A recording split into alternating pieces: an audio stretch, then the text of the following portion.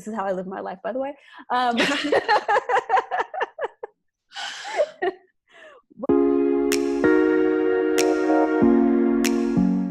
Hi, everybody. Welcome back to my channel. I am here with the amazing Kat Love. Yes, you're amazing.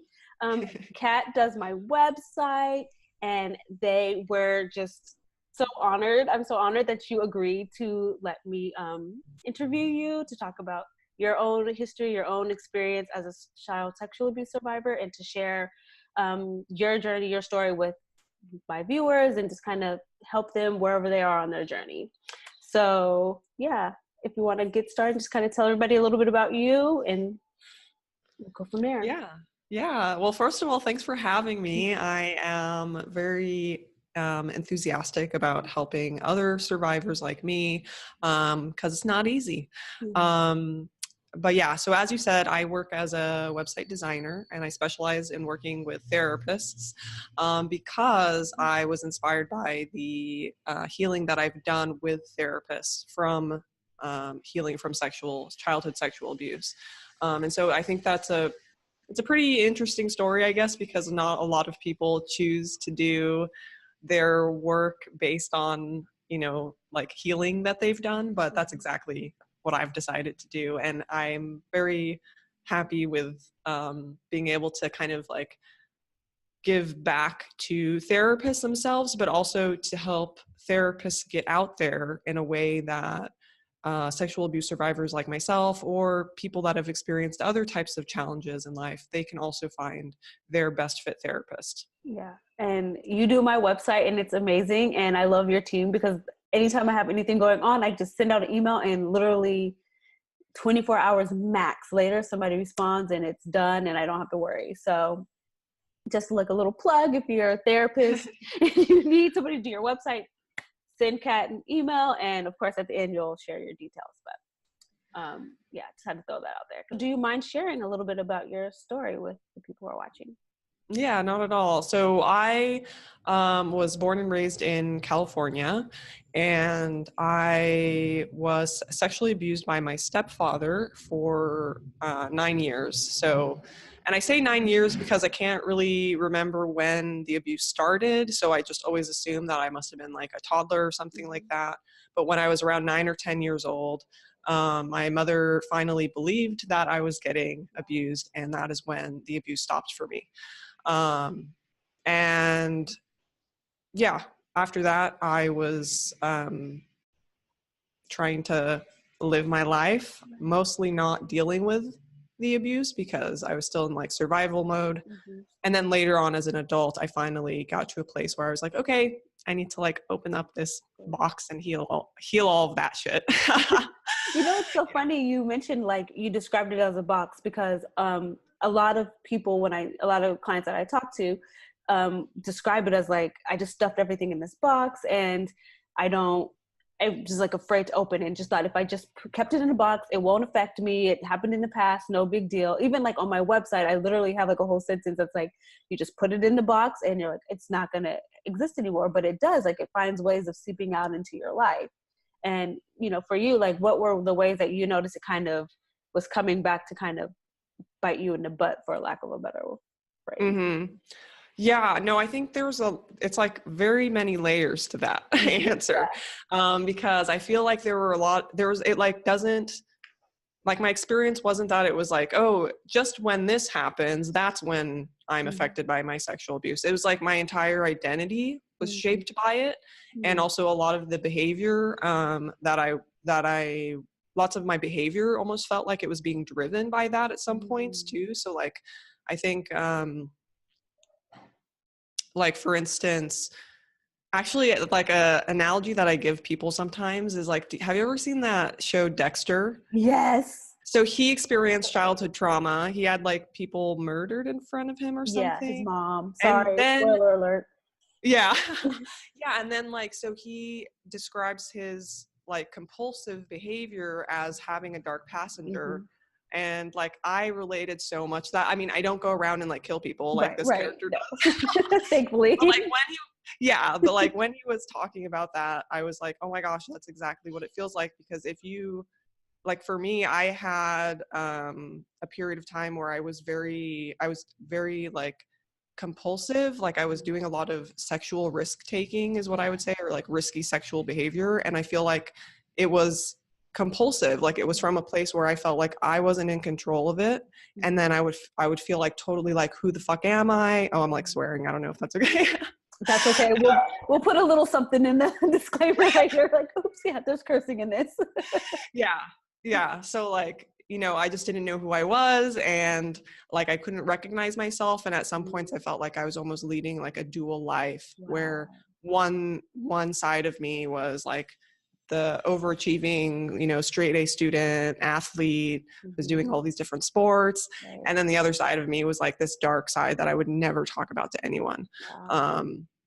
And that was really hard. And I feel like that was like one of the bigger things. But then there were also small things where it was like even the good things that I was all about, like wanting to overachieve. Right. A lot of that, after I unpacked it, seems like that was born out of me feeling like I was worthless and wanting to prove my worth. And so I was doing a lot of like perfectionistic, overachieving kind of stuff where I was like, oh, look at me, I'm fine, I'm a good person, like trying to prove it. Right. Did you feel like So it I was mean, also it's like, compulsive? Sorry, I interrupted you. no, it's okay. Also, that the like the overachieving, perfectionistic stuff. Yeah, was it also compulsive too in a way, or was it like? Would you not describe it like that? I wouldn't describe it as compulsive so much as like, I almost want to say like it's a bad habit. Yeah. Like I default to like proving stuff about myself versus just believing that I'm enough as I am. Right. So, and then in different contexts of like things that you're supposed to do in life, like you're supposed to go to school, you're supposed to be working in different jobs and stuff like that. That always provided me with the reason or like the motivation to like be the best or, yeah. Okay. No, that makes sense. I mean, I think that's really common, especially I don't know. It seems like a lot of survivors go down one to two paths. Like they do kind of either do like the perfectionistic route, and I think it does come from like that place of shame and the guilt and like I am worthwhile, like you know, and trying to like discard the. I like the dark passenger analogy. I always think of it as like something that's kind of in the background, like a shadow, but even like that dark passenger, I think is another good analogy. But then people also go on the other side and they are sexually compulsive and they like feel out of control with it. Like this is like something that's driving them and they can't function or they can't think about anything else until they engage in the sexual act. And then once they do it, it's like, oh God, all the like worthless feelings and the depression and all those things that come along with it like start spiraling, and then it's like just the cycle continues. Like go out and engage again and again. And it's like I also feel like in with this current generation where people are, it's also kind of hard to like figure out if it's compulsive or if it's like part of society where it seems like a lot of people are encouraged to sexually explore and like sleep with a lot of different people. And so how do you find yourself in an environment where it's encouraged for you to sleep with multiple people, but like there's also something behind that. There's actually some compulsivity and some recklessness that's also like associated with it that people don't necessarily link up. And they don't think that, oh, it's because of my trauma. They think, well, everyone's doing it, it's normal. I'm, especially like for women. And I'm not saying it's bad as a woman, like if you be sexually free, like that's amazing, but have some intent around it is like what I tell my clients. You have to have some awareness about why you're doing what you're doing, not like letting it kind of lead you. It sounds like that's what happened for you, was like you got some awareness around like maybe this is not what I really want to be doing, and then that's what led you to kind of seek some help. Yeah, it wasn't like I came into an awareness at one point that I was like, oh, this is not what I want to be doing. It was more like I would do stuff and then I would feel like there was instant regret. There was instant like I would just like sit in my shower and cry. You know what I mean? So like I knew all along that it wasn't me and it wasn't what I wanted to do. I'm super sex positive, and I don't think that there's a wrong amount of people to have sex with. I don't think that there's like anything wrong with being sexually free.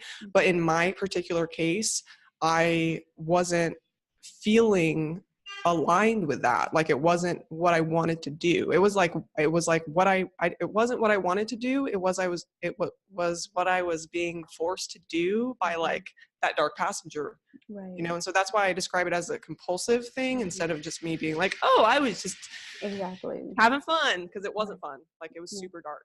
Yeah, exactly. Would you feel comfortable describing like a little bit of what that darkness feels like? Oh yeah, sure, of course. Because I'm hearing it and I like have an idea in my mind, but I'm like, I wonder if like people who've experienced this are like, huh, I think maybe I have something. So yeah, if you share, maybe it like sparks something Yeah. in somebody else. Yeah, so like I feel like a few minutes ago you were talking about how like there's kind of these two roads that survivors might go down, where they're like this overachieving, proving their self-worth, and then also this kind of like compulsive side or something like that. And for me, I was doing both. So I think one thing that was a really big conflict for me was like understanding who I am, who I was, and like it did feel like living a double life. Like I feel like I would be a really good friend. I would play basketball every day. I would, always be doing my homework. I get really high marks on all of my exams. But then I had this dark, like stuff that I was doing that I wasn't happy about, that I wasn't proud of, that I would never talk about to anybody. It was like a super secret. And in a way, now that I'm talking about it, like just right now, I'm realizing that this is very similar to like what I went through as a child. Like there was all this secrecy What's happening? around the abuse. Yeah. Like my abuser would tell me like, you can't tell anybody, you're responsible for keeping the family together. If you tell anyone, then I'm going to be going far, far away, and you don't want that because you love me. Right. And so like, I kind of just recreated basically like that situation. And so that darkness, like in the moment, would just feel extremely confusing, extremely overwhelming. I'd feel really out of control. I remember asking myself very often, who am I? Who am I? I don't know who I am.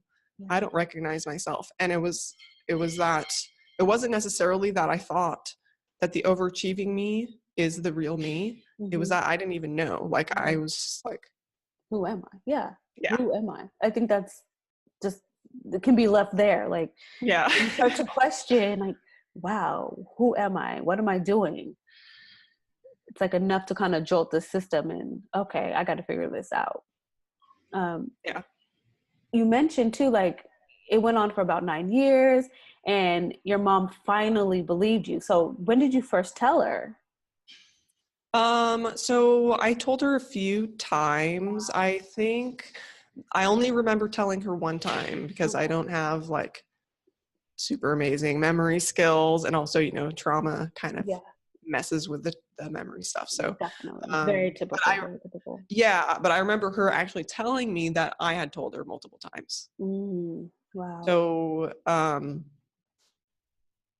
yeah. And each time she didn't believe me, or she one time like actually made me confront my stepfather about it with her, which was Wow. like super traumatizing because I was sitting there and he was denying everything and telling me that I'm a liar and that I was making it up and dreaming it. Oh my God. And so, yeah. Recently somebody posted, do you watch American Horror Story at all? No. It's a good show. Is Okay. it scary? A little bit. Yeah, maybe that's why I don't. So on this season, there's an actor on there. His name is Billy, I think it's Billie Jean Porter. I think that's his full name. Um, but he recently, as in like maybe a couple of days ago, he posted this op-ed where he talked about being abused as a child. And he mentioned that one day, like he had told his mom, and then one day his mom decided to confront the stepdad in front of him, and like the same exact thing that you're describing happened. And I personally, like my clients, I haven't had them have that type of story, but I'm wondering about like how common this is, because you're now the second person that I've heard say this. And I wonder for like people who are listening, wow, like parents, if your child, I'm just going to yell this at the parents. If your child comes to you and says, this is what happened, don't do that. Like, don't confront don't do that. That's a no, you know, like you're hearing somebody tell you right now, like that is incredibly traumatizing. And yeah, I just, wow, I'm shocked, but it was interesting that you mentioned it. And I literally just read this article, this op-ed yesterday or the day before, um, about that. So did you feel like when you were going through therapy that you had to kind of even unpack that piece too, that like confrontation piece and like dealing with your mother and like how she handled it? Oh, for sure. So I think that a lot of time, or like when I was first starting to heal, my first um, project, or like the first thing that I was thinking, like, oh, I need help with like healing from the sexual abuse, which is like healing from what my stepfather did to me. Mm-hmm. But after like a couple of years of my most kind of deeper healing work, that's when I started actually uncovering that my mother was kind of part of what I needed to heal from, because I wasn't conscious of it before. And I think also part of it was that, you know, like you have to love your parents. Mm-hmm. And like my mom was the one that even after, um, even like after he did go to jail and he was out of the house and stuff like that, he was my primary my mom was my primary caretaker for, so from the age of like 9 or 10 until, you know, 18 or whatever, when I left the house, like she was sheltering me, feeding me, you know, so like um I couldn't from that position be like, Right. fuck you, mom. Exactly. Yeah. Like I can't. So Yeah. Of it was course. not in my interest to like challenge her, you know what I mean? No. But once I had enough distance and I was in my healing enough, started uncovering like, holy shit, like she was Mm-hmm. super neglectful on Yeah. this issue of protecting me. So that's definitely been something I've Had them had to kind of work deal on. with. Yeah. No, that totally makes sense. I mean, you touched a little bit on this before, but you know, you can still elaborate. Kind of, how do you feel like the sexual abuse impacts you even to this day? Yeah. So, I mean, I feel like I'm very, very fortunate that I was able to do the amount of healing that I was, because, like, at one point I was doing like an hour twice a week. So I would go like Tuesday, Thursday, Tuesday, Thursday, Tuesday, Thursday. And I was just like really working on it. And I would do this thing where I would like set an assignment for myself almost. I mean, I wouldn't like try to push myself too much, but I also wanted to be like very intentional. And so I'd be like, okay, the next 2 sessions are all about all the things that I feel guilty about, you know? And so then I would just like dive into it, you know, because I found like I got really good results from that. So I feel like and I had a great therapist who was able to like be there with me and help Mm-hmm. me. Yeah. Um, so I feel very fortunate that I did the healing work that I did.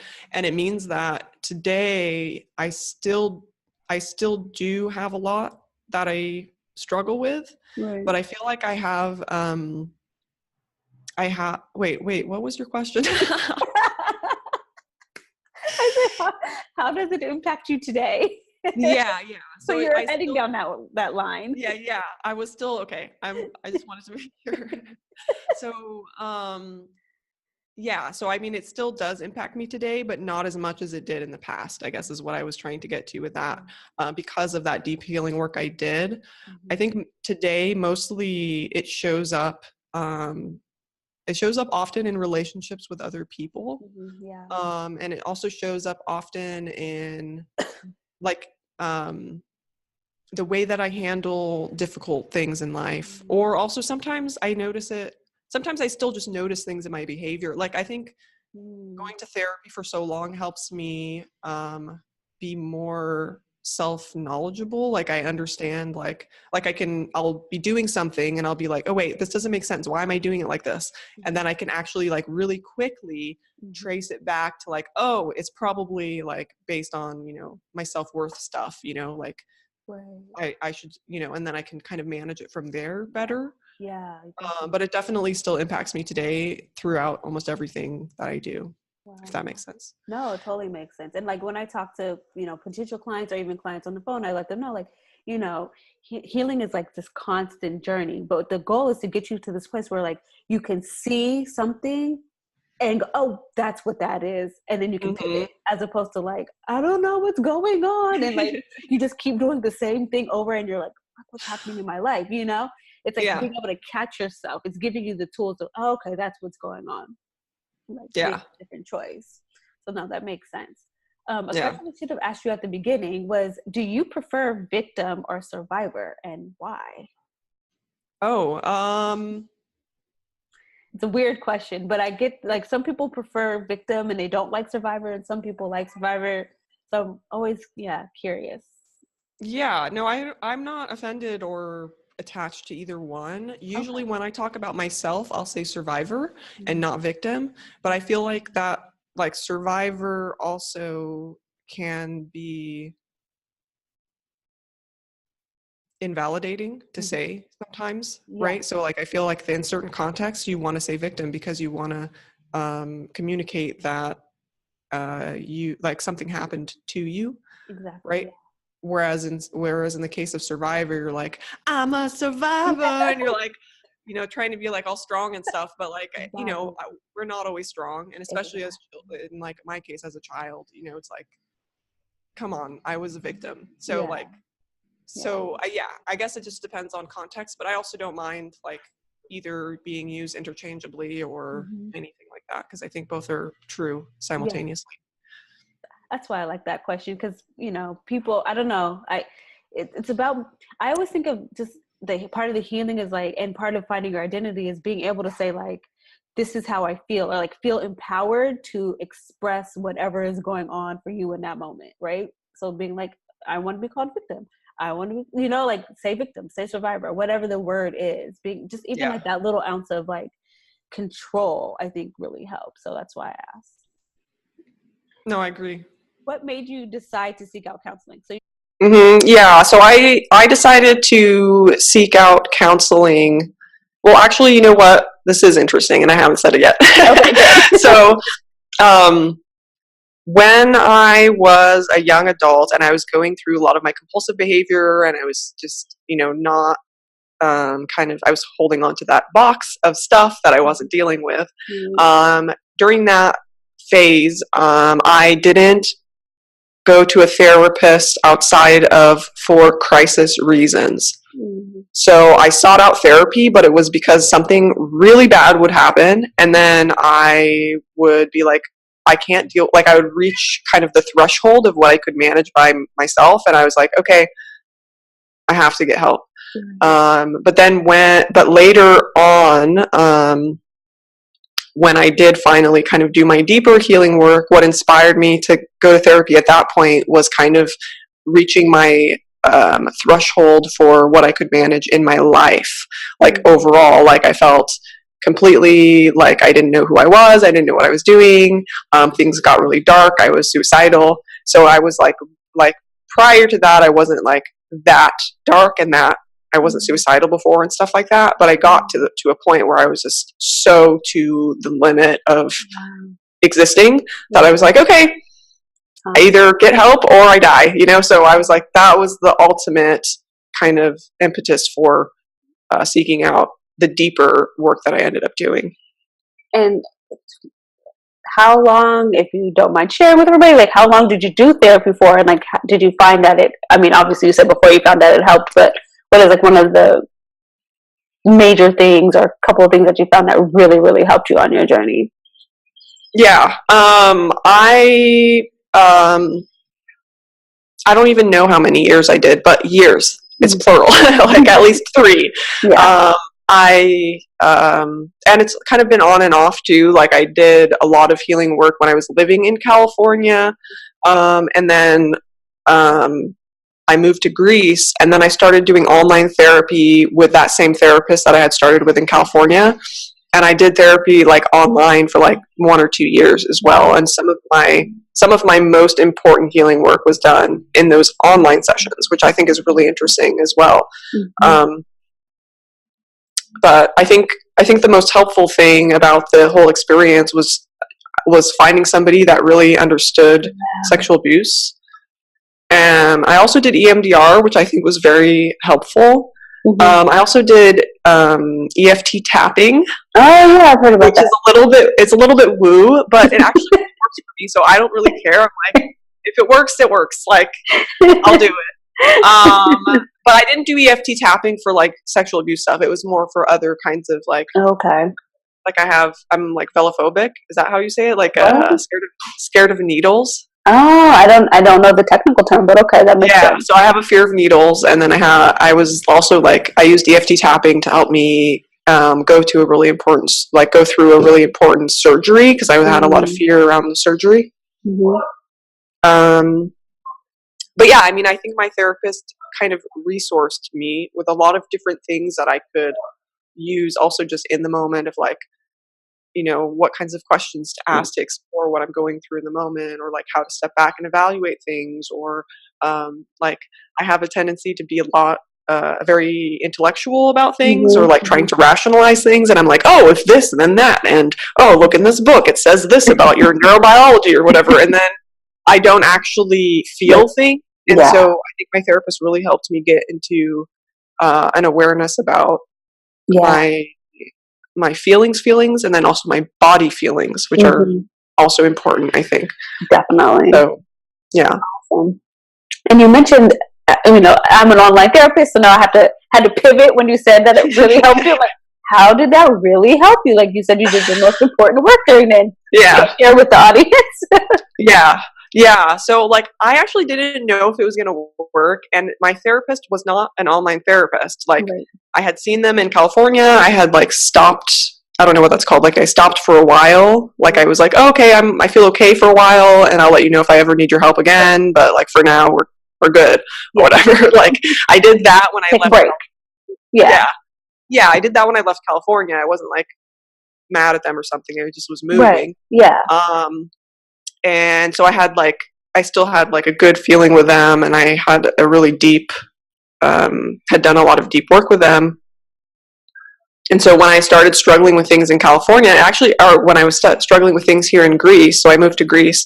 I don't know if I said that. Anyway, so when I was like, actually, some of the stuff about those realizations with my mother, those happened when I was in Greece. So previously, when I was living in California, California is also where my mother lives. Right. Like just that geographical proximity kind of almost blocked me from seeing how toxic she is. Right. And so when I moved to Greece, that's actually when I started getting really affected by the ongoing relationship with my mom, which was one in which we never would talk about the past, or like what happened, or like there was no time where she was like, sitting me down and being like, you know what, I know I fucked up, I did wrong. Like there was none of that in our relationship. So it felt really weird. Like I was here in Greece, I would have a phone conversation with my mom, and it would be like, oh, I planted flowers and the sun is shining, and it was just hard. It like really triggered me, and I started noticing that every time I would talk to my mother on the phone, Wow. I would feel so fucked up like for days afterwards. And I started like putting two and two together, and I was like, okay, there's something going on here. Like, what is this? Right. So that's when I reached out to my therapist, and I was like, I need help again. What's going on with this? Why am I so mad? Like, why is this one little statement of like, oh, pretty flowers in the garden pissing me off so much? Yeah, no, exactly. It didn't make sense, and I knew there was some deeper work that I needed to do, and so I contacted my therapist again. And I was like, hey, there's videos, right? Like we can do online therapy, and so I actually got them to do online therapy. I don't actually know if they do online therapy with anybody else, but and it was like a while ago too. It was like before. I mean, I feel like online therapy is much more common now. Yeah, definitely. This was like in 2009. Oh wow, yeah. So yeah, it was evolved. Mm-hmm. But and I actually didn't know what to expect. I just had no other choice because I wasn't like gonna find a sexual abuse therapist here in Greece that speaks perfect English and understands like the American culture as well, which I think is another factor that's very important. Like you can't just talk with anybody exactly, because there's a lot of things that just interlink culturally as well. Exactly. Yeah. but it worked. It was really, really effective for me. I was surprised actually, and I'm a nerd that loves like online thing, technology and stuff. But Of course, you do websites. yeah, like I thought. I mean, I'm such a fan of like, this where it's like video, talking on video and voice and stuff like that. But I was blown away by how supportive it was, how effective it was. It was like almost, I wouldn't say exactly the same as being in person, but it had, and now it was like, it was really good. Like, I don't know. I highly, highly recommend online therapy, and also just to people that, not even people that are living abroad, like even if you are like, don't want to leave your house, maybe for mental health reasons, or you are like, I don't want to have to deal with traffic. Like it's super stress. Like I hate that stress of like driving and parking and stuff. Sometimes I don't know if that's just me. No, that's totally me. Especially like, I mean, you and I are from the Bay Area, and it's gotten so much worse, even though neither of us live there anymore.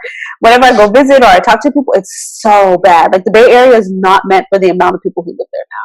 And it's so expensive that everybody lives on like the periphery. So to get into lots of commuting, it takes like a million years. You have to get it like right at this little bit of time to beat traffic. Otherwise, you're like there for 2 hours. It's terrible. So yeah, it's definitely helpful for people who are like, I can't sit in any more traffic. And why have that stress? Like it's so stressful. It's like I'm going to be stressed out to not be stressed out. It's like and you to be stressed out all the way back. Yeah, too much. So no, that totally makes sense. This is a interesting question I have. What kind of leads you to share your story with the world? Because I'm not the only one you shared your story with. And again, like I said, you do my website and you talk about, why you became a web designer for therapists. So like, what makes you share your story? How can you do it, basically? Yeah. No, it's a really interesting question because I originally published, like I hadn't in my life really shared that I was a sexual abuse survivor with anyone except for close friends and close family. And so my entire life, it was just like this thing that I was dealing with and I was managing and that a few select people knew about. But then when I was trying to figure out who I wanted to work with in terms of building websites, and I decided I wanted to work with therapists. And the reason I wanted to work with them was because they had helped me after, through all these crises and all this healing that I did. It just kind of made sense to kind of share that. And I just did it because I wanted to be clear and open and honest about where I was coming from. I was like, you know what? Here's the deal. This is exactly why I want to help therapists. And I feel like it also gives me a different perspective into the therapy business, so to speak, of like how therapy works and how it's beneficial, and I understand the clients that are looking for therapists too. So I also wanted to share it because I feel like it gives me a different perspective than other website designers who might not have been therapy clients or not have gone through any like healing work or really understand like what it's like to be in that crisis where you're like, I'm going to kill myself and I need to find a therapist. Like that whole situation is something I've experienced. And so I feel like it is also something I wanted to share so that therapists know, like, I get it. Like I get it from both sides. But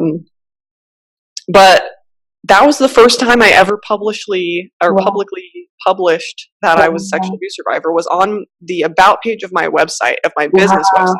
Wow. And it was super scary. It was super scary. Wow. But I'm impressed that you did it. And wow.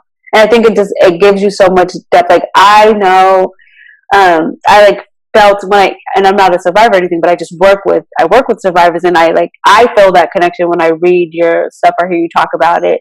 And I think my goal is really to help sexual abuse. Like it's so freaking common, but it's also just not talked about enough. I feel like when people are like afraid to investigate, like they see a child doing something that's like a little off and they're like, I wonder, well, I'm gonna ignore it and make it go away. When it's like, no, if you see something, intervene, like Yeah. invest, you know, and like it's just not Yeah. talked about. And I wanted to like people to be more aware and see like how like intervening early helps and like therapy helps and just kind of like bringing it to the light so it can end, right? So we just don't have this as a problem anymore. That's kind of like my thinking about sexual abuse, like why I'm constantly always talking about it, like specifically on my channel, because I'm just like, I want it to end. It's so, like, it just affects people for so long and impacts like all these parts of their lives and generations, and it's just destructive. And I would love for it to end. If I was a, you know, magic, I would just, no more sexual abuse. It wouldn't happen. Yeah. Yeah, don't we all? When you said something and it sparked a question, and now I forgot what it was. Oh, that's what it was. Two more things. This was the question that came up. What you mentioned, not sharing your story only with like the close, initially only with your close friends. And I have clients, and I know people who struggle with like it's inside of them, and they want to share their story and they want to talk about it, but they like kind of do it in inappropriate ways. So I'm curious, like why you kind of like, what made you decide, okay, I'm only going to share it with like a select group of people, if that makes sense? That's my question. You mean like why would I share it with only a few Yeah. people versus just being like shout it from the rooftops? Exactly. Initially, I mean, you still don't shout Initially, it from the rooftops, but yeah. Initially, I think it was just like being protective of myself, and like I think for a long time too, I felt like telling people was burdening them. So I felt like I didn't want them to feel sad. I didn't want them to feel angry. I didn't want them to feel responsible. I didn't want them to treat me differently based on that information. And so I guess it's like a burden slash I didn't want any like changes in the relationship that I had with that person. And so I would only share it if I knew that that person was someone I could trust, someone that wouldn't be awkward about it too. Like I could expect that they would actually like say something back to me about it, and that it wouldn't just be this awkward silence and then they change the subject because they're uncomfortable with it. So it was like it's a mixture of a bunch of things that would even make me feel comfortable to tell anyone at all. But just generally, I wouldn't. I was not telling everybody that I, you know. Right. What happened? Yeah. Well, that makes sense. What would you like? How would you describe healing? Like, what does healing look and feel like for you? Yeah. I think we've already talked about some of those aspects today. So I feel like some of it is like what we said, where we're talking about being able to recognize like what's happening when it's happening, or being able to like stop patterns. Like not having compulsive behavior for me was a big step in healing. Not being suicidal was a huge step for me. Getting resources to help myself in like times of stress. I think also healing is not being as emotional about some things. I mean, I want to say that that's healing, but then I also want to say it's super individual to the person. Yeah. Like I feel like for some people, and even for me, there are some memories that I can't imagine thinking of them and not having any emotion attached at all. Like it's never going to be like reading stuff out of a book and just being totally like, oh, okay, that's somebody else's life, or like not being emotional. But I feel like with some things, I'm able to talk about them more easily without being ruined, right? So I'm not like a sobbing puddle on the floor anymore with certain things, which is kind of a kind of healing thing, but also like no judgment too, like if on others for being a puddle on the floor is totally okay. Exactly. Yeah. Awesome. And my last question is, it's not really a question, well maybe it is. What is something you would like to share, like any words of wisdom or anything like that you have for other sexual abuse survivors? Yeah, no, I think that my top advice is to get help. I think we often even I do this sometimes where I'm like, oh no, I can handle it by myself. Mm-hmm. I'm strong and independent. I know what I'm doing. Like I'll just read this book, and it's not the same. Like it's not the same to read a book. It's not the same to hang out in like Facebook groups or forums where other abuse survivors hang out. Like these things can really help you, and they can really supplement your healing and do some of aspects of healing, but I think there's nothing that can replace the deep one-on-one work that you can do. Mm-hmm.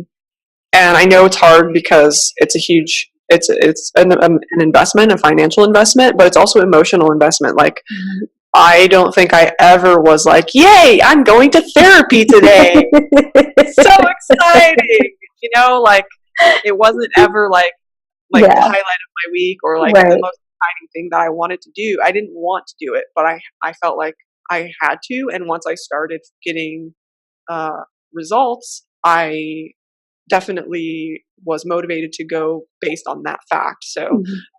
Definitely, I think my biggest advice would be go get help, find somebody awesome and let them help you, and live your best life. Exactly. Oh, I love it. I'm a little offended that my clients are not jumping up to come see me every week with, let's talk about more trauma. I can't believe they're not like ecstatic about this conversation. But, I know.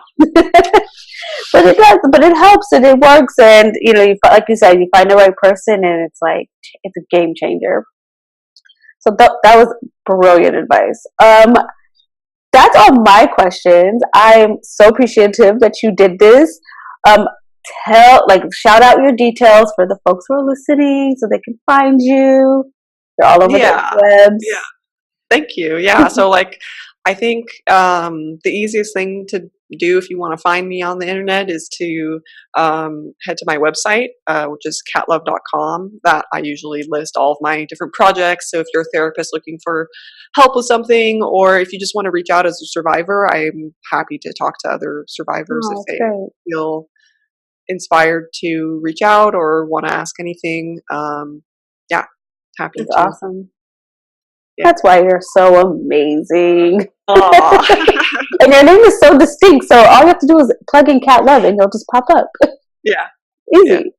Yeah. Awesome. Well, thank you so much. I'm so excited. And I'm so glad I got to talk to you and have you share your story with people, and I hope that it really helps not just like other survivors, but teachers or other professionals, like people who are just scared of the topic in general, scared of the word sexual abuse. Like it just brings them some knowledge. And like I said, if you're a teacher or you're a professional and or a parent or whomever, and you suspect something, like the importance of believing the child and like taking the steps to like protect them and help them feel safe, I think is so important. So yeah, it's my like long-winded outro.